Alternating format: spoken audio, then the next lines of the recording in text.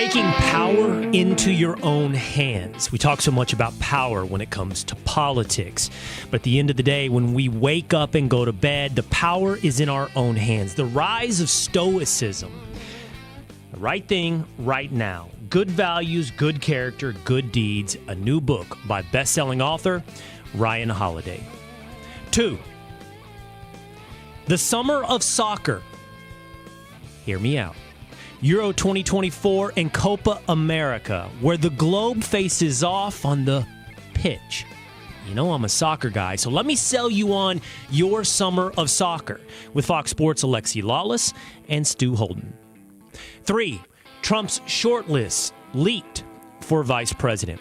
Let's take each of the potential candidates for vice president and run them through the answer that he gave to me, to Pete Hegseth, to Rachel Campos-Duffy on Fox and Friends Weekend. What is he looking for in a vice president?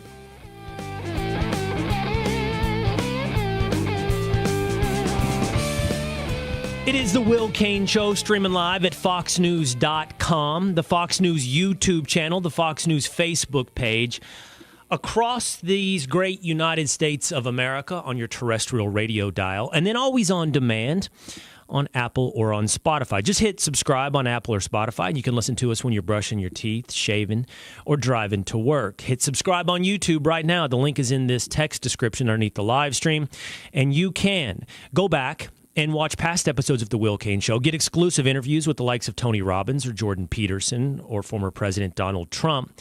And you can join the community. Jump into the comments section on Facebook or on YouTube and be a part of The Will Cain Show. Let me sell you a little bit later today on soccer. Well, Will, communist sport, no one cares. Yeah, I know. I've heard it all. And I care. Yeah, it's in part because my boys play soccer. And right when I'm done with this show today, this evening, I'll be going downtown Dallas to watch a futsal practice, 5-on-5 soccer on a hard court. It's a huge part of my life. I mean, multiple days a week. But the love of my sons has translated into a love of soccer. And that is in part tied to my love of history. It is the 80th anniversary of D-Day today. Go back and listen to yesterday's episode, if you will, of The Will Cain Show, where I talked to you about my trip just last week to Normandy, where we visited Omaha Beach, Pointe du Hoc, and the American Cemetery with my boys. But to me, and I mean this in all sincerity, it's not that inseparable for how I became a fan of soccer. I want to know about the history of these countries, these clubs, many of them actually political ties to parties, certainly ties to local cultures and cities. And then at the nation-state level, the long battle, a century's worth of Spain versus Germany, of England versus France, and then over here, Argentina versus Brazil, and the United States versus Mexico. I've just loved learning the history and the war games of soccer. And this summer, you will have two of the globe's biggest tournaments, just shy of the World Cup, in Copa America, which squares off to South America, North America, Central America, in a championship for the Western Hemisphere. And you have Euro 2024, all of which will be broadcast on Fox. So Alexi, Lalas, and Stu Holden will be joining us a little bit later in the show to break down these stories. Messi, Ronaldo, England, will they ever break through? And, of course, the United States of America. But we will also be breaking down President Trump's finalist list. In fact, I'll rank them. I'm going to take his answer to us in our exclusive interview this past weekend on what he's looking for in a vice president and apply it now to the shortlist. See who actually satisfies it. Is it Tim Scott? Is it Marco Rubio? Is it J.D. Vance? Is it Doug Burgum? We'll go through that. But first, it's always appealed to me, this idea of stoicism, that no matter what is thrown at you, you react as a man, a virtuous man. You react according to principles and virtue, and you aren't an emotional being listing on the waters of your current passion. I find it powerful. I find it empowering. And it's a philosophy that has been around not for century, but millennia. It's finding new popularity, most notably perhaps in an author named Ryan Holiday, where he's written several best-selling books on Stoicism. He's got an extremely popular show and series on YouTube. We're talking 3 million books sold. We're talking millions of subscribers. And we're talking about a new interest, I think, among young people in understanding the power of Stoicism. So I'm happy now to start that with story number 1. He is the author of a new book, Right Thing, Right Now, Good Values, Good Character, Good Deeds. He is a New York Times best-selling author, and he is Ryan Holiday here on The Will Cain Show. What's up, Ryan? Not much. Thanks for having me. I'm glad to have you. Glad to have a fellow Texan. I think you might be a Texan by choice. That's fine. So is Davy Crockett. But you got here as fast as you could. Fellow Texan. And, I would never be so bold as to proclaim myself a Stoic. But, Ryan, I've been fascinated by this for a while now into my adult life. And I think that my first fascination actually came through the form of fiction. It was a Tom Wolfe book, A Man in Full. And one of his main characters was a Stoic who was in prison. And it was something attractive about that character and the way he approached adversity and challenge in life that I began to get a little more interested. But I think we need to start with this. We need to not take for granted that anybody actually knows what Stoicism is, even though it's been around for thousands and thousands of years. So can you start with that? Like, what is Stoicism? Yeah, I think people know the word stoic, which they think means emotionlessness or robotic or invulnerable. And maybe they don't even know there's this whole ancient philosophy built around that idea. Stoa means porch in ancient Greek. It's originated on a porch in the Athenian Agora by this guy named Zeno in the 4th century BC. But it becomes a philosophy not in the academic sense, but in the practical sense. So the Stoic philosophers were people who did things in the real world. You have a slave like Epictetus, who's a Stoic philosopher. Then you have Marcus Aurelius, who's the emperor of Rome, the most powerful man in the world. And they're all practicing this philosophy built around this idea that we don't control what happens, but we control how we respond to what happens. And that everything we face in life is this opportunity to practice virtue, which for them was courage and self-discipline and justice and wisdom. So 4 main virtues. You laid that out, by the way, in the introduction to your new book, Right Thing, Right Now. Let's go over those one more time. What are the 4 virtues of Stoicism? Yeah, Stoicism and Christianity have the same cardinal virtues. Cardinal, as C.S. Lewis explains, doesn't have any religious connotation. It comes from the Latin cardos, or hinge. But the hinge virtues of Stoicism, as well as Christianity, are courage, self-discipline or temperance, justice, and wisdom. Yeah, and the new book that you've written now is focusing on the concept of justice. But before we kind of go into this and we talk about the role specifically of justice as a virtue, I want to try to understand you. Like, what brought you to Stoicism? It's popular now, and you've helped make it popular. But, I mean, I think you're in your 30s. I'm in my 40s. We all, as you pointed out, know the word stoic as sort of an adjective. But we perhaps learned in school a little bit in Philosophy 101 about Stoicism as well. But I don't think it had ever arrived at a greatest hits or a popular movement. But it is really gaining popularity now. Yeah. Probably not when you picked it up. So how did you get to Stoicism? Yeah, I was introduced to it while I was in college. I wasn't studying it in school. Someone just recommended this book. They said, hey, you should read this book. And I read Marcus Aurelius' Meditations, the private thoughts of the most powerful man in the world. And what so struck me about that book was here was philosophy as a way of life. Here was philosophy that someone was applying to their job, as opposed to philosophy as a job in the way that a university professor would be a philosopher. And so this idea of philosophy being something very practical, being something very applicable, was very exciting to me. And then also the idea that it's this 1,000-year tradition. I mean, one of the first things Marcus Aurelius does in Meditations is he thanks his philosophy teacher for lending him the works of Epictetus, the philosopher that changed his life. And so this idea that for thousands of years, people have been saying, hey, you should read this. It works. this will help you with the problem that you're facing. This will help you with the grief that you're trying to get over. This will help you make sense of a world that's chaotic and overwhelming. That's what's been happening for a very long time. And it's kind of mind-blowing to think, Stoicism was ancient philosophy to Marcus Aurelius too. It had been around for hundreds of years. It was as distant to him as Shakespeare is to us. So it's a very long tradition of practical, resilient people who are trying to make their way in the world, turning to these ideas and then putting their own spin on them in each generation. And I feel like that's, even this conversation we're having now is just a continuation of what they call the great conversation. We're doing what people have been doing with the classical thinkers for as long as they've existed.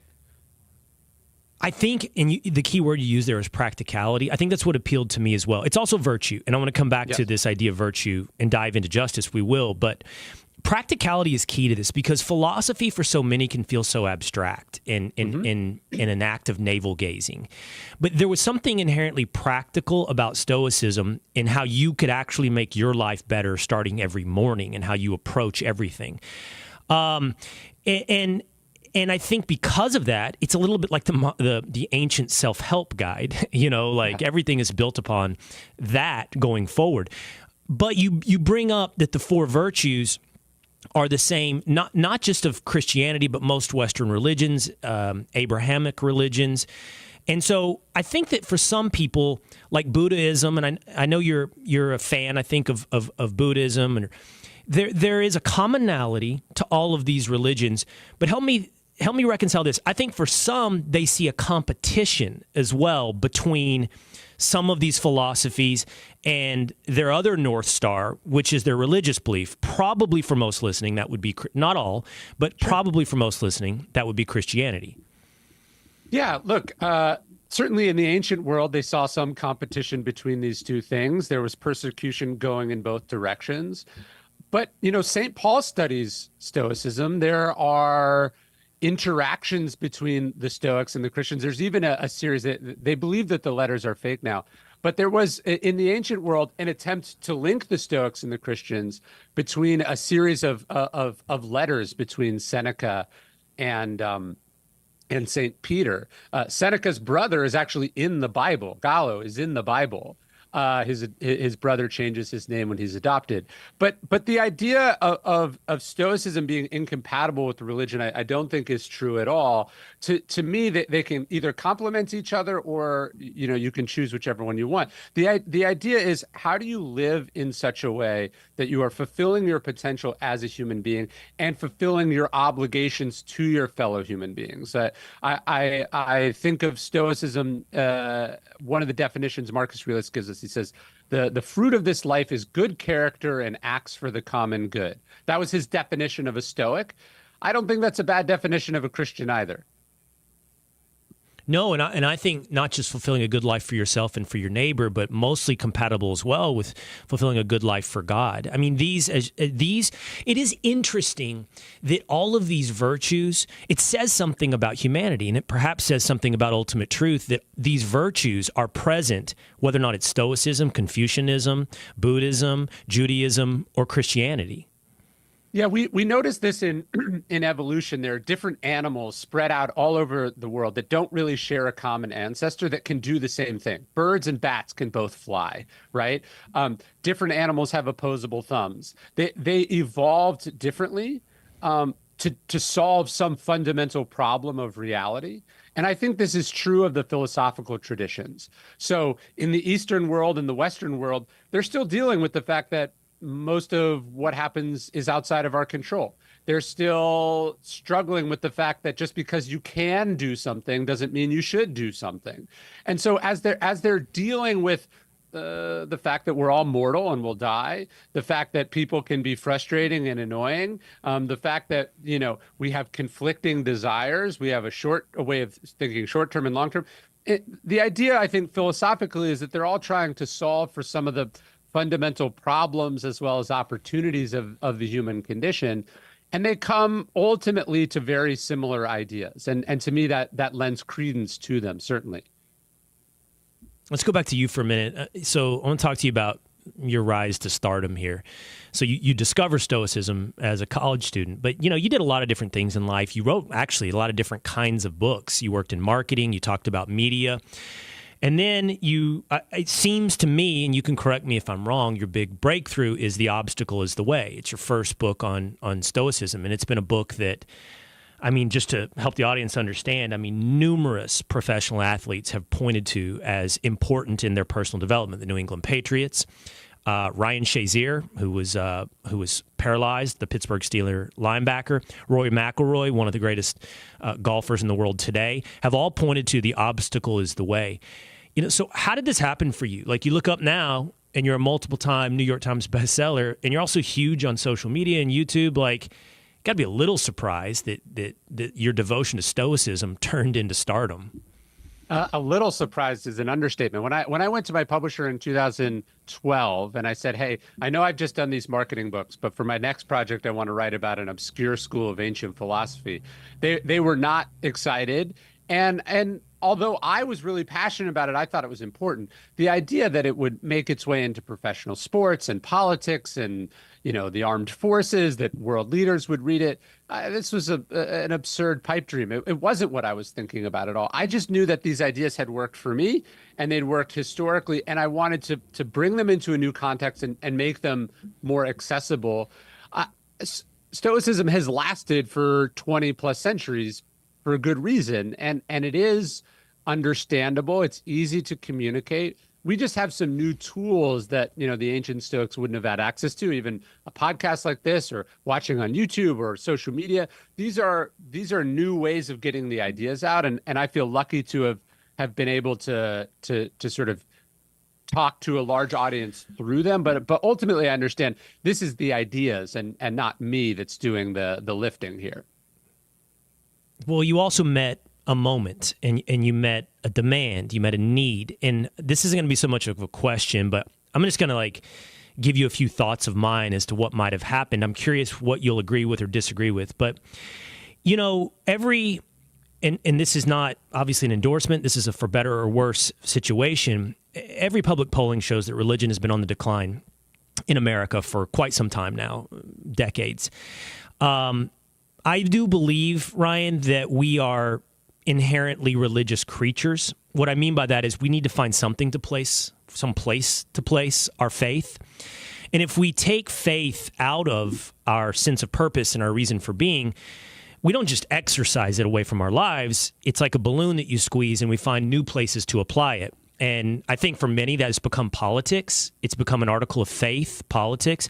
I think COVID became a real example of people sort of repeating mantras as follow the science and almost a religious fervor. I think a lot of things have shown that we will apply faith. We'll find a place. And if we strip religion out of it, we'll find other places to give our devotion. And maybe Stoicism as a movement is benefiting from that, as people looking for other places to find those virtues. Also, I would add to it this, Ryan, we're at a moment in time where people feel a bit powerless, and I think COVID, again, was a real inflection point on that, where it's like, oh my gosh, I don't have control over so many things in my life, and I can feel the control being stripped away. And Stoicism, an answer to that. As you pointed out earlier, it's like you can't control what happens to you, but can control how you react. And for me, that all created an environment ripe for Ryan Holiday and Stoicism. I think that's the environment that people have always turned to Stoicism. Marcus Aurelius' writing during the decline and fall of the Roman Empire, he didn't fully understand this, that he was the last of what they called the 5 good emperors, but he would have felt the empire slipping a little bit. He would have felt the old ways collapsing a bit. The founders turned to Stoicism. At the darkest days of Valley Forge, George Washington puts on a play about Cato called Cato. The Stoicism has always been something we've turned to, but I do think you're right. As people have turned away from the church, and also as institutions and cultural ideas have fallen away as our trust in these things have fallen away, we still have the same fundamental questions of why am I here? What does a good person do and not do? How do I find meaning? How do I find purpose? How do I deal with this grief or pain or fear or frustration or ambition that I have, where do I direct this? And the truth is that philosophers have been answering this question, or attempting to answer this question, for as long as priests have been trying to help people answer these questions. And I don't see them as in conflict with each other. There is just a moment that we're in where maybe people would have gotten these ideas from their grandparents or from a pastor or from a school principal. And we don't really see that as the job of those people anymore. And so we're turning to some ancient texts to help us, again, as we always have. Well, and this is the last point on that. The personal appeal for me is that it is empowering. Yes. I know this about myself. Like, one of the worst feelings in the world, this doesn't make me unique, but, with age comes wisdom and self-diagnosis. One of the most frustrating things for me in life is a lack of control. Professionally, career-wise, in any aspect of my life, is a lack of control. And this idea, how I react is within my control, is incredibly empowering. It also is about self-focus. I was watching a horrific television show, for what it's worth. I do not recommend it, called Eric on Netflix. But there's several times where they quote Tolstoy, and he says, everybody wants to change the world, but they never talk about changing themselves. And you have control over yourself, ultimately. And I find that empowering. And now you've written about these virtues, and I believe Right Thing Right Now would be essentially the third installment in focusing on these virtues, where you've talked about courage, you've talked about temperance, we could also call that discipline, and now you're talking about justice in Right Thing Right Now. This is the hardest one, by the way, to say, yes, I have some control over justice. Yeah, we all despair at what's happening in the world, regardless of where you sit politically. I don't think anyone's saying, hey, it's going great right now. And this has always been true, right? And so what the Stoic definition of justice, I think it begins at home, right? It begins at home. It begins at taking responsibility for yourself. It begins in deciding, hey, I'm going to get involved. The distinction for the Stoics between Stoicism and Epicureanism, that's another word people might have heard, but sometimes have a stereotype of. Seneca, one of the great Stoics, he said, look, an Epicurean will only get involved in politics or public life if they have to. And he says a Stoic gets involved unless something prevents them. And so the idea was, hey, somebody has to do these jobs. Somebody has to make these decisions. Who should it be if not the wise and virtuous person? So Stoicism it's interesting. It's this philosophy that says, hey, you don't control what's happening in the world, focus on yourself. But it also says, hey, now that I've sort of limited my understanding of my influence, I still do want to make a difference where I can make a difference. And that's a paradoxical thing for a lot of people, but I think it's really important. How do you apply justice individually, though? Because we think of justice as the legal system, or maybe we think it in the hereafter. But how is justice a personal virtue? Well, I think it starts with character. The Stoics said character is fate, right? So what are the standards that you hold yourself to? I think this is something people miss a lot about the American system, right? This is a country based on personal freedom and liberty.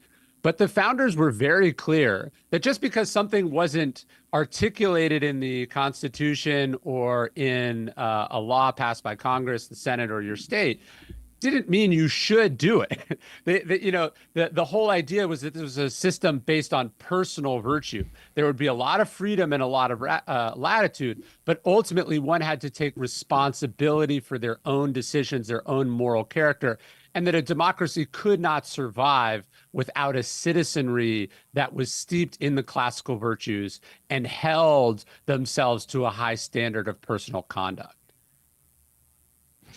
So we may, here in the next 10 minutes together, explore modern-day politics to some degree. I think you and I disagree on modern-day politics, and that's perfectly fine with me. In fact, it's not more than fine. It's something that I look forward to. But help me reconcile this. One of the things that I feel like I have, and you heard me just use that word, by the way, feel like, there was a time in my life when I stopped saying that, right? I did. I said, I think. because I didn't want to lean into what I feel. And this was probably, I did a podcast yesterday with Tim Green. He's a former NFL player. He has ALS now. He's an incredible inspiration. But I think as I've gotten older, Ryan, and with humility and I think maybe some increase in wisdom, I understand we're not just logical beings. We're not just rational robots, as you mentioned earlier. That being emotional is key to being human. In fact, it could be the differentiating factor in what makes us human. And passion and emotion are such a big part of who we are, and we shouldn't run from it. How do you, like you said earlier, you said Stoicism is not roboticism, but it does seem to be removed from emotionalism and passion and feeling. Yeah, I think it's wrong to say that the Stoics were emotionless, but they did try to be less emotional, right? But that is very different than not having the emotion. So when I feel anger at something, or I feel envy, or I feel fear, or I feel sadness, these are legitimate emotions. But I have to ask myself, is the action I'm about to take, is it going to age well when that emotion subsides? So to me, that's really the process of Stoicism. You know, Lincoln was famous. We have a bunch of letters that Lincoln wrote but never sent. He would get very angry. He was often frustrated with his generals, with other politicians, and he would write the letters and then put them in a desk drawer. They're his so-called hot letters. And to me, that's what Stoicism is. It's not being this sort of monkish person who is never provoked, never upset, who doesn't feel anything. That's probably someone who doesn't care enough. But you have to have this other side of you that goes, hey, is me venting into this email, is me calling up and yelling at this person, is me sending this tweet in a rage, is that going to serve me well in the long term? And one of the things that Marcus Aurelius talks about in the beginning of Meditations, which I think captures what we're talking about here well, he says he learned from one of his favorite teachers to be free of the passions, but full of love. And so if there is an emotion to feel, empathy, understanding, compassion, care, this is a positive emotion. And then there's some emotions that are not particularly constructive at all. This doesn't mean you stuff them down and suppress them, but you go, hey, is acting out of ego here or jealousy here, is this who I want to be as a person? And the answer is usually no. So I think that's a great explanation of the role of emotion, and it sort of fits with what I've preached to my sons about one particular emotion, which is fear. Yeah. And I think it's apropos as we speak today on the 80th anniversary of D-Day. It would be ridiculous to presume that those men didn't feel fear. It's what they did in spite of that fear. And, you know, I from a very young age, I put my kids on skateboards, Ryan, and I want them to learn how to skateboard, not because I think it's the coolest sport in the world, but dropping in was one of the scariest things I could ever imagine into a concrete pool. And so it's a weird thing to do, to drop in on a skateboard, because fear is what will hurt you. If you conquer the fear, the actual form of and then necessity to commit is what saves you. But I would say to them, it doesn't matter what you feel. I mean, feel it. Don't feel shame for that fear. It's what you do with that fear and how you react to that fear. Yeah, and look, if there is no fear, then there's no courage. The whole point is that courage is the triumph over that fear. If it wasn't scary, if you were convinced you were invincible, or you were delusional and not aware of the danger, then you're not acting with the virtue of courage. Courage is feeling the fear, being afraid, and doing it anyway.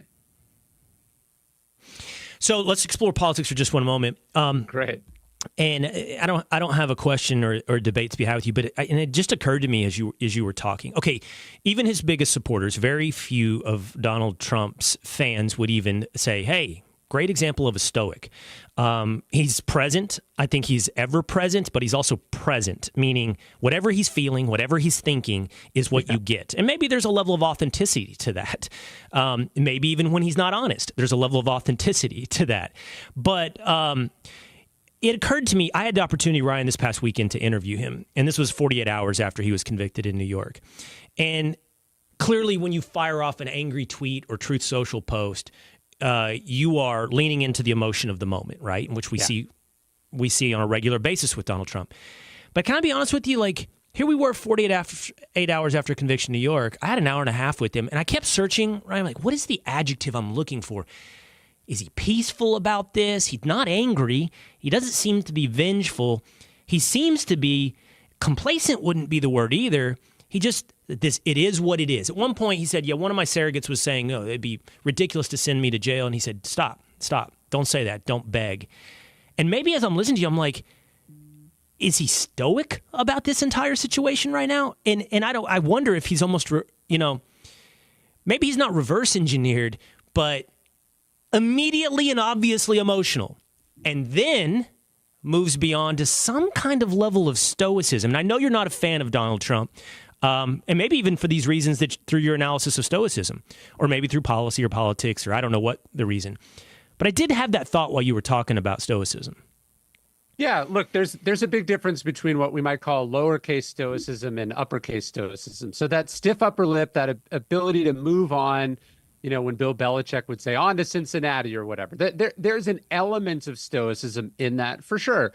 And I think any great performer and politician has to have that, because it's always on to the next thing. You can't take stuff too personally. You got to face you got to be cool and collected under pressure when you're performing. So there's some of that. I think what can be missed when we look at stoicism is people want to take just the elements that might make us a bit more successful at what we do. But I think what I've been trying to do in this virtue series is remind people, and myself included, because I was a young man who was just attracted to how stoicism could make me more resilient. I want to focus on how I can use this to be a better person, a better human being. I think that's the important thing.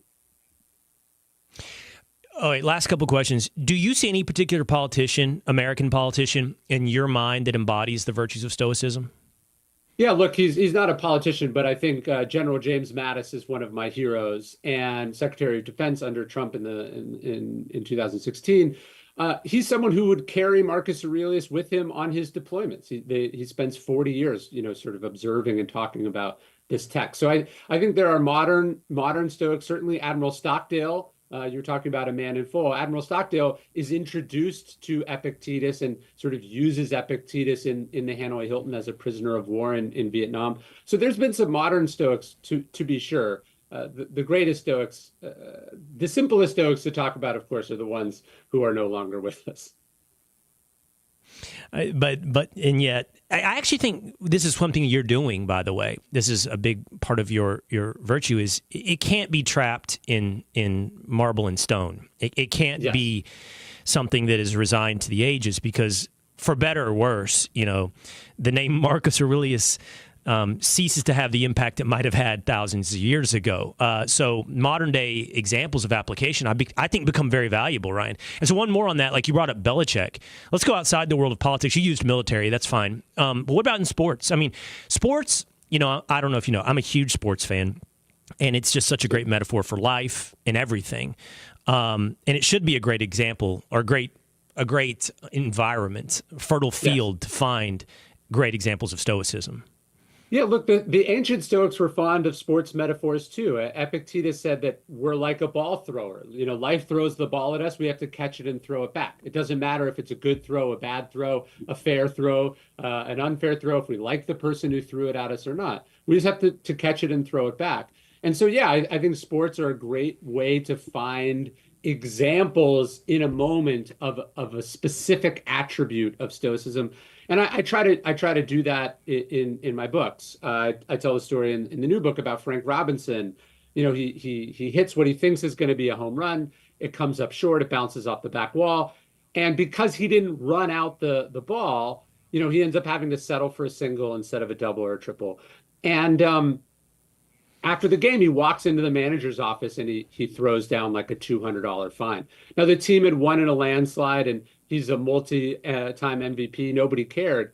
But he said, I'm fining myself. He's like, I didn't do my best. And so when we have moments like that, we go, oh, okay, this is what I want to apply in my day-to-day life. How do I hold myself accountable? How am I responsible? And I think that's ultimately what Stoicism is about. So I love just little examples that bring these timeless ideas into the present moment. Well, he's focused on justice, the third in an installment of a series that focuses on the 4 virtues of Stoicism. He's written about courage, the obstacle is the way. He's written about discipline. He's now writing about justice, and the title of the book is Right Thing, Right Now, Good Values, Good Character, Good Deeds. You should go pick it up.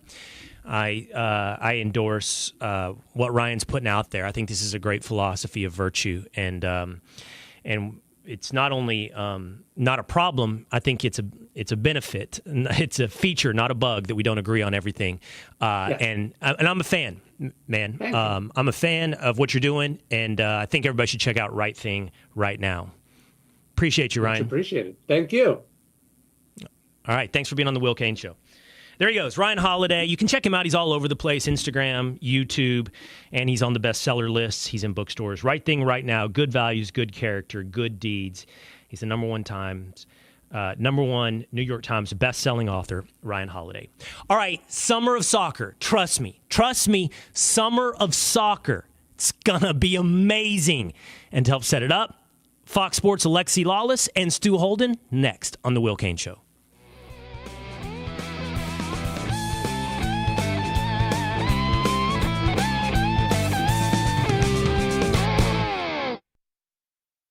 Well, they say there are certain things that shouldn't be brought up at the kitchen table, but not here at the Duffys. So pull up a chair and join me, Rachel Campos Duffy. And me, former U.S. Congressman Sean Duffy, as we share our perspective on the discussions happening at kitchen tables across America. And we're going to share some real-life solutions as well to the everyday issues that you all talk about. And we're going to talk about some of those things that we agree on. And some that we don't. Download from the kitchen table, the Duffys at foxnewspodcasts.com or wherever you download podcasts.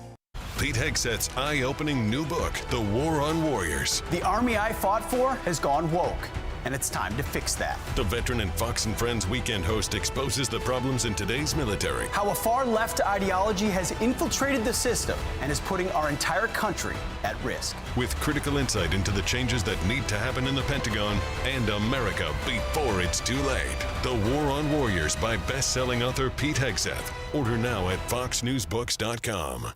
I'm Emily Campagno, host of the Fox True Crime Podcast. Beginning at the age of 7, Megan Connor was trafficked in a child pornography ring for 4 years. Due to suppressive systems and a complicated family dynamic, she was forced to suffer in silence. This week, Megan Connor joins me to discuss her journey of healing and her advocacy for other trafficking survivors, as detailed in her book, I Walked Through Fire to Get Here. Available now on Apple, Spotify, and foxnewspodcast.com.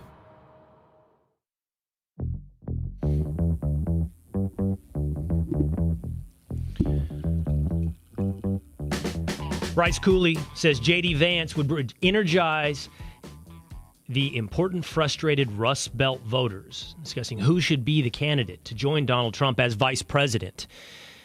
Nick Trollio says he should make Barron his VP. He's tall. He's cool. I asked him, tell me about Barron. He's cool. He's tall. He's 6'9".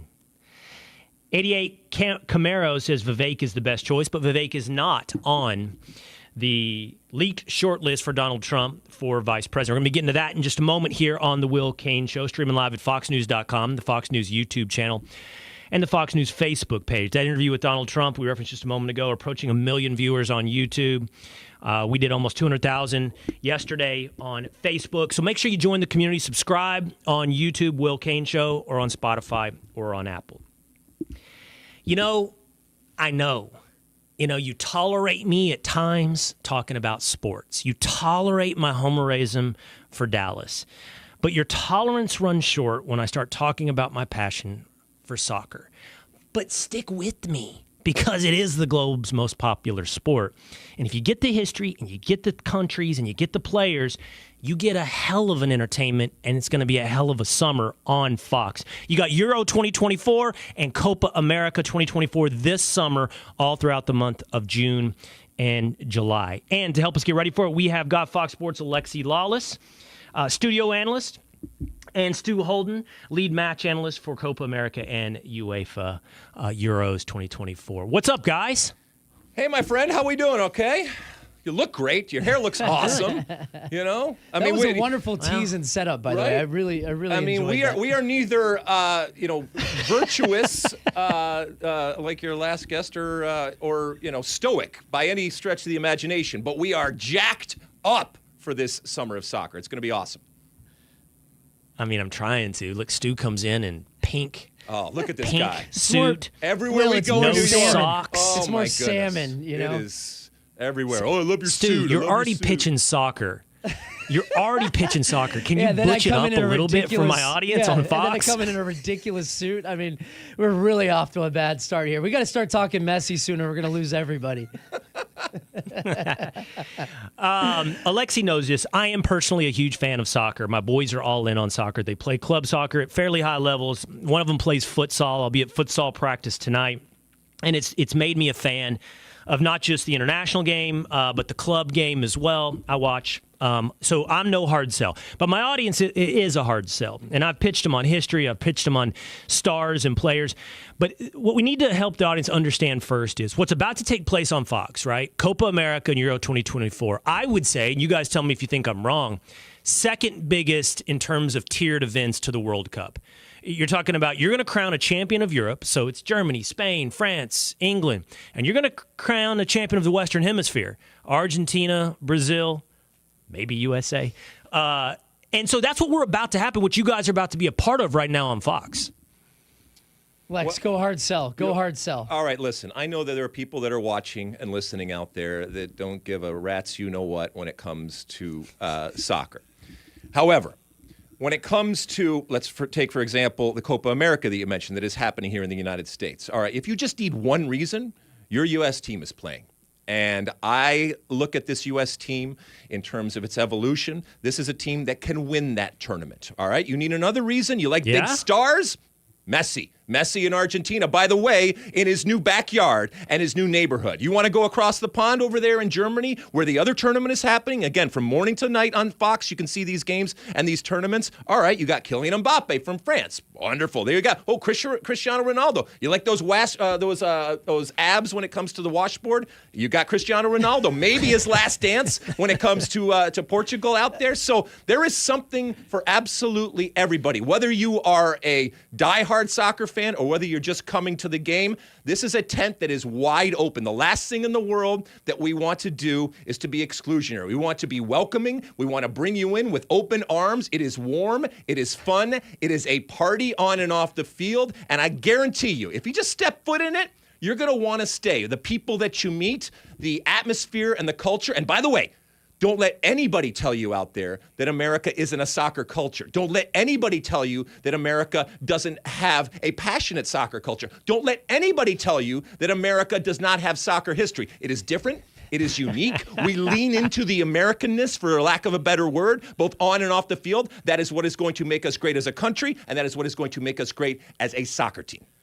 Man, that was the hard sell, by the way. Yeah, that was the hard sell. He almost lost me at washboard abs, but he brought it right back to America. That was strong. Well, I'll direct this one to you, Stu. So I will say, and Alexi, I totally agree, soccer culture is on the rise in America, certainly from a participatory angle, but also watching as well. Messi's made a huge difference for the MLS.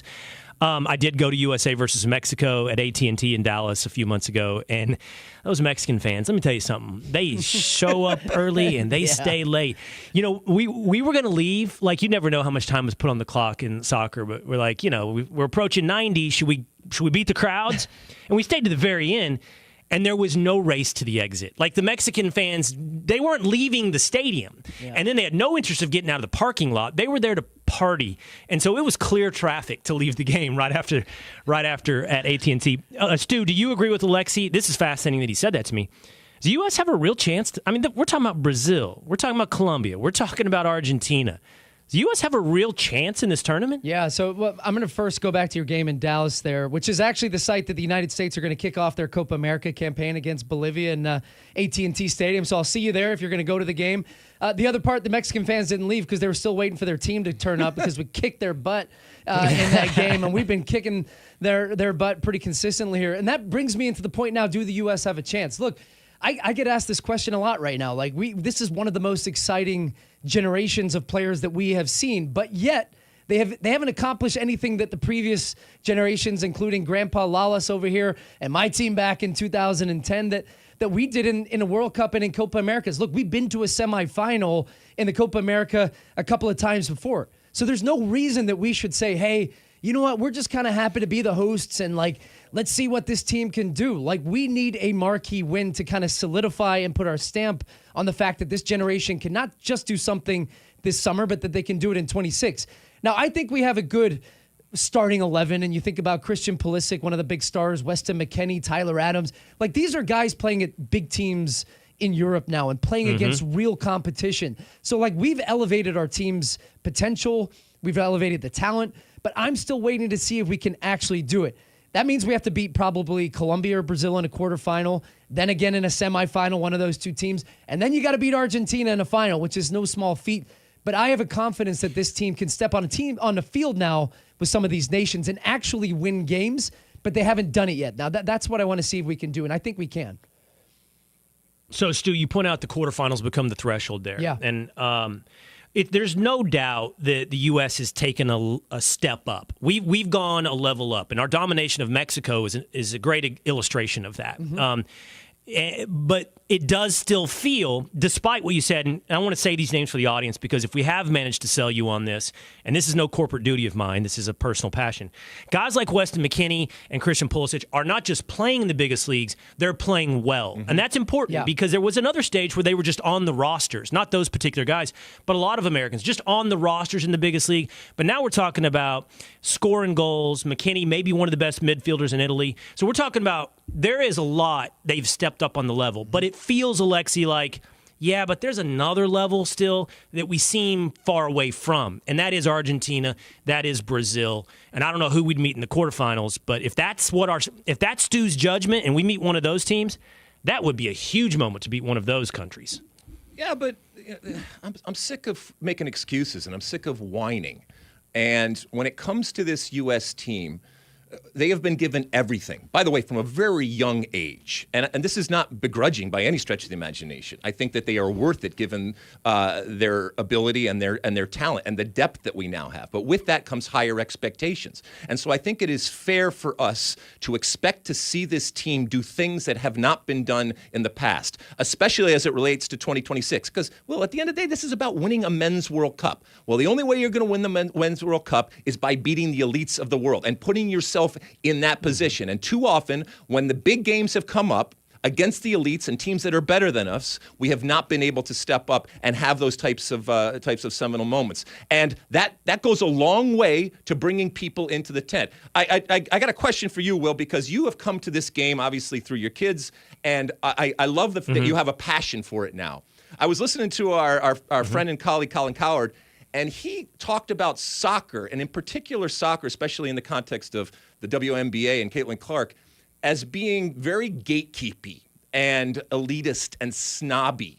Is that something that you have found? Because that would anger me and that would sadden me. But I know that it is a criticism that has been leveled against soccer people out there. Because, again, we're trying to get people that are listening and watching here to tune into the game and obviously through these You talking about from a fan perspective? Yeah, from a fan perspective. Like soccer fans are snobs? Yeah. Yeah.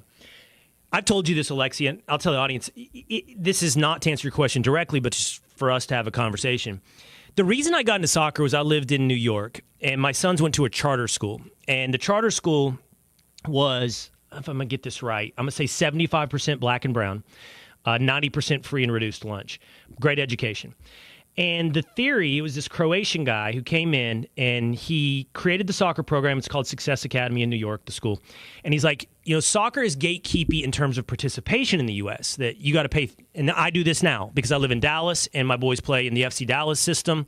I pay $3,000 a year, to get elite training on higher teams. And we all know the level of racket that it can become. But it's a gatekeeping mechanism that keeps a lot of great athletes from accessing the sport. And so the theory was we're going to put it into this charter school and we're going to open it up to people that wouldn't normally get there.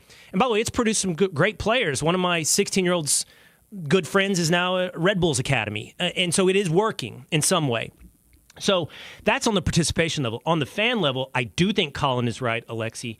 I don't think soccer's unique. It's a matter of who do we rank? And where does soccer rank? Because baseball nuts are snobs and keep out anybody that is not they are. The only sport that is really pretty egalitarian is football.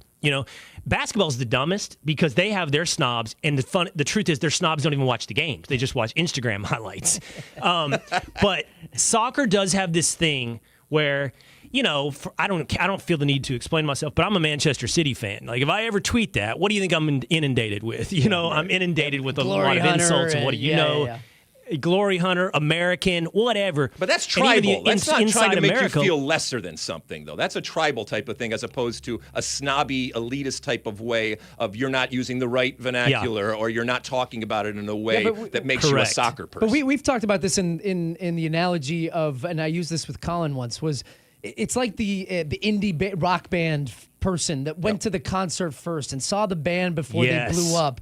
And then the band goes mainstream and everybody is like talking about their new songs. You're like, oh, well, you didn't know them how we know them. We saw them before it was cool. And you guys are on the bandwagon late and you're pronouncing name wrong. You don't know this song. Like, that's how we are about our sport. And I hate it. It's like one guy comes on and you're talking right now to your audience. And I'm sure, hopefully they've stuck around for this, but look, we also are aware, Will, that like people come into our sport every 4 years for the World Cup, and the Euros and the Copa, they feel like mini World Cups because it's the biggest and the best. It's flag and country. It's something we preach big here at Fox Sports, is that when you watch this game, it's the best of the best. You're not watching an inferior product to anything.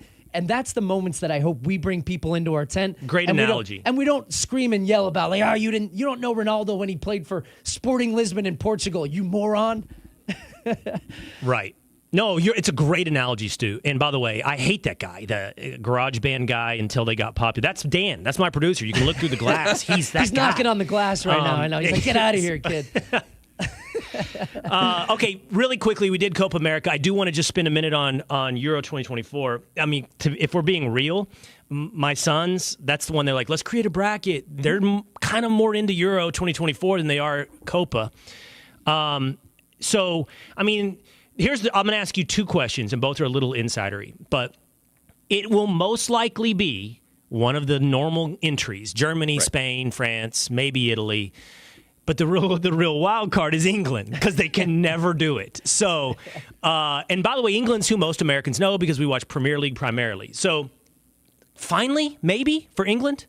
Well, you're a Dallas Cowboy fan, or what's your team? Look, when it comes to Dallas Cowboys, when it comes to England, all right, England are like the Dallas Cowboys in that as many people watch to hate and to see them lose as watch to see them win, and they are the most insufferable fan base that is out there. They provide me plenty of content. Having said all of that, they are very, very good. And they talk about it coming home. That's their mantra right now. And potentially it's never been home. Exactly, but it could be coming home this summer. And each and every tournament that they go to, they think it's coming home. France, like you mentioned, is going to have a say when it comes to that. Possibly Cristiano Ronaldo's last dance with Portugal. We'll see how that goes. And then the Germans, look, I know they haven't had a great couple of cycles, but this is a German team that is hosting the tournament. Do not sleep on the Germans over there. But all of that is to say is that if it actually is coming home to England, you think they're insufferable right now? Good God, wait until they possibly win the Euros. So, I mean, Jude Bellingham, Phil Foden. I mean, I love how former soccer guys are so hard on the U.S. You guys, my buddy Taylor Twellman, you guys are hard on the U.S. team, and good for you. Yeah. Somebody needs to be hard on England. They need some tough love. Well, they get it, but then they give it back. So when I play FIFA, this will be the last thing against my sons. You know who I like to play with? So this is who I'll be watching in addition to the big ones we just mentioned. I root for Belgium. I probably told Alexi this because I'm a huge Kevin De Bruyne fan.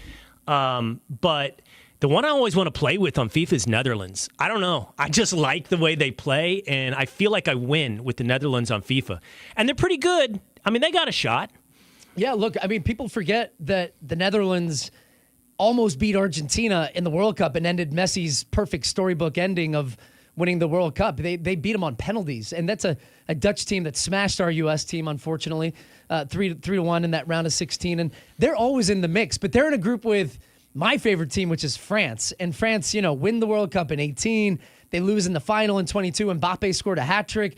Like they were in the final of the Euros before. There's a pretty good chance that both of those teams come out of their groups. And it actually, I guess, just speaks to the wider spread, probably why your kids are as excited about the Euros as we are, and that you could go along the line of Portugal, France, Netherlands, Belgium, England, Germany. Like, these are all some of the biggest and best powerhouse soccer nations, and they're all in this tournament that you could easily mistake for the World Cup if not for Brazil, Argentina, and those teams that'll be in the Copa. So the good thing from our side is it's two separate tournaments. It's not one in the World Cup, but that we get the best of the best, and we'll see what happens because there's always a couple of surprises along the way. Morning till night. You wake Sunrise up with to us. sunset. You have some breakfast. You have some Euros. You go into my lunch, favorite. dinner. You go into your happy hour, and then into the Copa America all through the night. Yes. So we'll be giving it to you, whether it's on linear, whether it's on digital. Fox, Copas, Euros. It's going to be a fun summer of soccer and a summer full of stars. I love that schedule that you just laid out. I love watching in the morning. I love having sports in the morning, and as you point out, it's just going to roll one game into another all day long. You can check out both tournaments on Fox Sports. Stu Holden, Alexi Lalas. Awesome to have you guys on. I'd talk soccer with you all day long if I could. I don't know what happened to my ratings while we were talking, but hopefully it improves your ratings. They went through the roof. They're through the roof. All right, guys. We'll see you. Thank you. Thanks. All right. Let's go through the leaked shortlist for vice president for Donald Trump. Let's go back to our interview of the weekend. He gave us the criteria. So who fits the bill? Next on the Will Cain Show.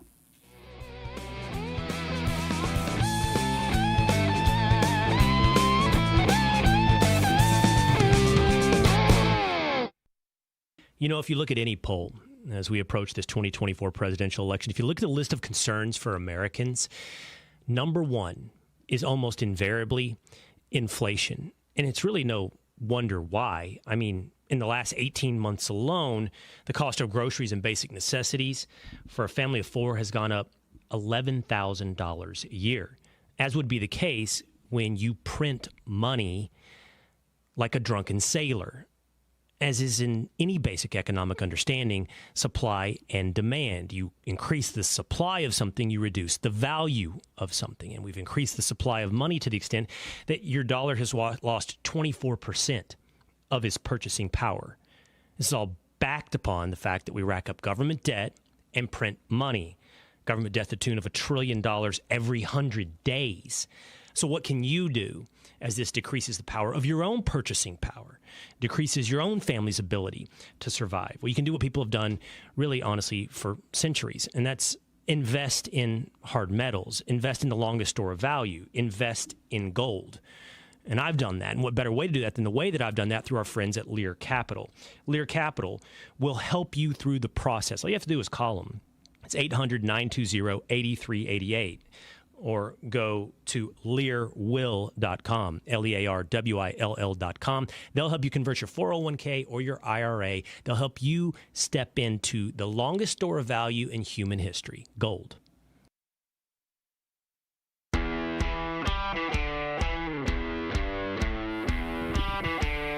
Tim Scott, Byron Donalds, Elise Stefanik, Ben Carson, Doug Burgum, Marco Rubio, or J.D. Vance? Who will be the vice president for former President Donald Trump? It is the Will Cain Show, streaming live at foxnews.com. We're on the Fox News Facebook channel as you speak live. We're on the Fox News Facebook YouTube page as well. We're streaming across the country on terrestrial radio, airing on stations coast to coast. And we are always available on Spotify or on Apple. Download and subscribe to the podcast. Hey, fellas, two-a-days, young establishment, James Tinfoil. Do you know who Cornbread Cowboy is? You ever heard of Cornbread Cowboy?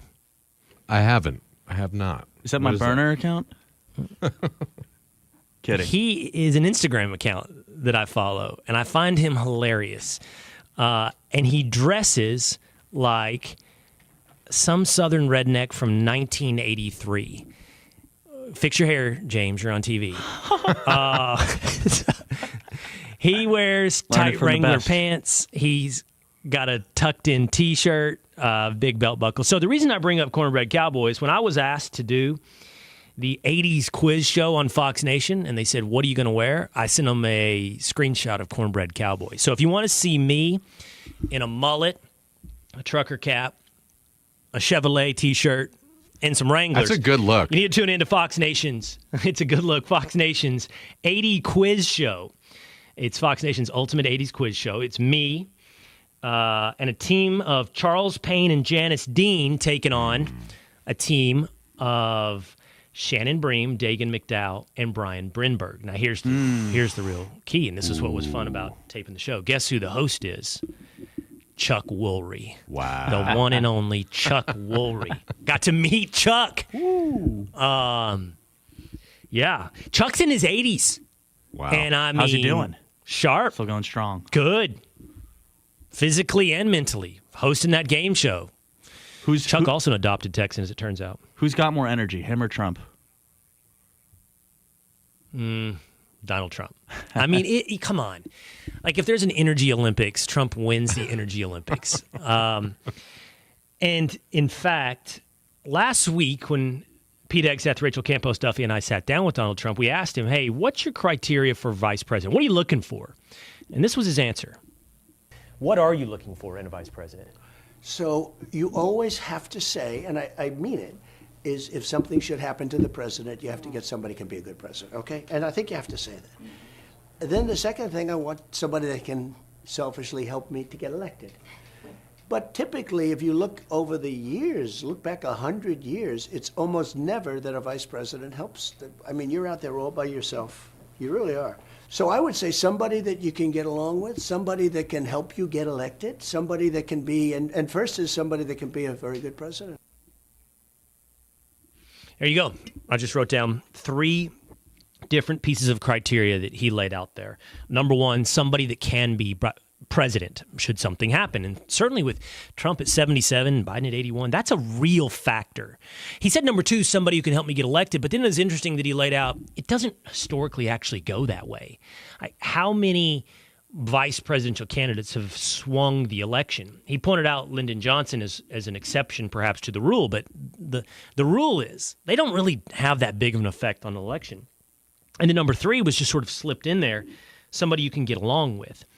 So if he acknowledges that number 2 doesn't have much historical weight, somebody that can help you win, you're looking at primarily somebody you can get along with and somebody you can envision as president of the United States.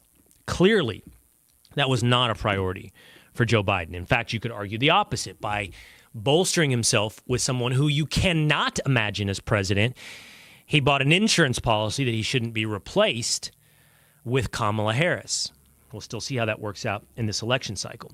Well, this is just in, according to the Associated Press, Donald Trump's campaign has begun requesting information from his potential vice presidential candidates, sending vetting paperwork to a list of top contenders.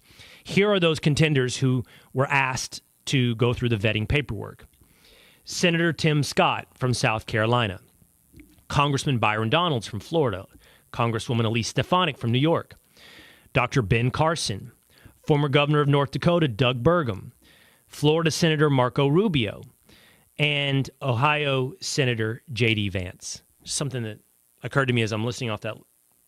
Earlier in this show, we talked to Ryan Holiday about Stoicism. And I know that for him and for many, like Donald Trump is the anti-Stoic. But something that occurs to me as well? You're his enemy until you're his friend. And that seems to me I don't know if that's Stoic, but it's a very anti-emotional response. Marco Rubio was on this. Little Marco. Remember that? Like, that was his enemy. And now he's his potential running mate. And you can find examples of that littered across the board. Ron DeSantis now. You can find Bill Barr right now, speaking pretty positively of Bill Barr, where not that way before. Now, you can say, oh, that's utilitarian. All you have to do is like Trump. Okay, fine. But you know what it also reveals? Like an ability to get over a long-term emotional response. You know what I mean? Not grudge holding. Now, living in the moment, in the present, as opposed to captured by our emotions of the past. Well, let's apply these criteria. Let's apply all 3 of them. Can you envision them as president? Do they help you win? And do you get along with? Now, for now, I think number 3, do you get along with? We have to submit that all 7 of these individuals are somebody that he gets along with. Otherwise, they would not be on this list. So let's start with, do they help you win? And let's go one by one. Tim Scott, South Carolina Senator. Now, I don't think being a senator from South Carolina does much to help Donald Trump win the presidency. But one could argue, does it help continue to increase Trump's appeal to black voters? Or maybe more importantly, even appeal to the suburban housewife vote or the educated elite vote that want that type of public virtue signal? There's a black guy on the team. Does that help you win? I think there's some argument there. Same argument could be made for Byron Donalds, congressman from Florida. Elise Stefanik, you could argue, helps with the women vote. Again, she's from New York, so we're not talking about delivering a state in the traditional sense, but helps deliver a constituency if we're going to play the identity politics game of electoral politics. Ben Carson, also black, could play into the same analysis. Marco Rubio is from Florida. Donald Trump, and by the way, so is Byron Donalds. Donald Trump listed as from Florida right now. He'd have to change to New York because I don't think you can have them both on the same. Is that just for the primary? I'm not sure on that. If they can both be listed from the same state for the election. But Florida used to be a swing state. Not so much anymore. Pretty reliably red. And Ohio, perhaps more of a swing state than Florida, J.D. Vance from Ohio. The one I didn't mention there is Doug Burgum from North Dakota. And I think that brings me to, can you envision them as president? And this is the harder analysis. While all of the candidates there might not deliver necessarily a swing state needed to election, they might deliver parts of constituencies on the margins of the vote to help you get some voters. But can you envision any of these people as president? If Trump is really factoring that, he said it first. For me, I have trouble seeing Tim Scott as president of the United States. I think it's his demeanor.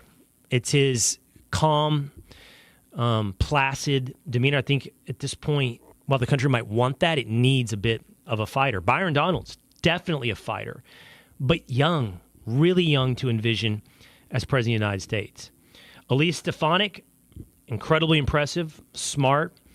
For my mind, I've seen her as a number two, probably because she's always been in that role. And I do think it's a big jump for Donalds or her from congressperson up to president. I do not envision Ben Carson, similar to Tim Scott, just so maybe the country wants a return to normalcy. You know, that was like, who was that? Was that Hugh Humphrey's campaign slogan, a return to normalcy? And so maybe, talk about a stoic. Ben Carson comes off as a stoic. Maybe becomes an appeal in that time. Now, Doug Burgum, it's Warren G. Harding. My producer just texted me. It's Warren G. Harding, a return to normalcy. Doug Burgum, I can't envision as an executive. Perhaps because he led a state. Perhaps because he led a company, successful tech company, executive. He is also a little soft-spoken, but at least he's been there, done that at the top of the ladder. So I could envision him as an executive. Harder for me with Marco Rubio. Easier for me with J.D. Vance. J.D. Vance seems to have that. I think you do have to have a level of alpha and bravado to inhabit the executive office. So when I look at this list, for me, the top three in reverse order would look like this. For vice president, number 3, Tim Scott, South Carolina. Probably does deliver some constituency, might be able to deliver some swing voters. Number 2, J.D. Vance, Ohio. I can envision him as president. I think he's America First policies. He shares an ideology with Donald Trump. Ohio is an important state. I also think he's incredibly valuable as a senator from Ohio. So I'm not sure vice president is the perfect place for his talents to be utilized. And number 1 for me is Doug Burgum. I think he's a combination of sort of that stoicism, that executive experience, having been a governor and a corporate CEO. And I think ideologically seems to be in line with Donald Trump. So I would put Doug Burgum at number 1 on this list. There's his list of candidates for vice president. There's my ranking of your top 3. Let me know what you think. You can hop on to Twitter, Instagram, YouTube. Some of your comments are already coming in. We'll go over your comments perhaps next week on the show. Tomorrow, Mavs Celtics, Tyrus versus Will. It tips off tonight. Let's break it down in tomorrow's sports exclusive edition of The Will Cain Show. I'll see you again next time.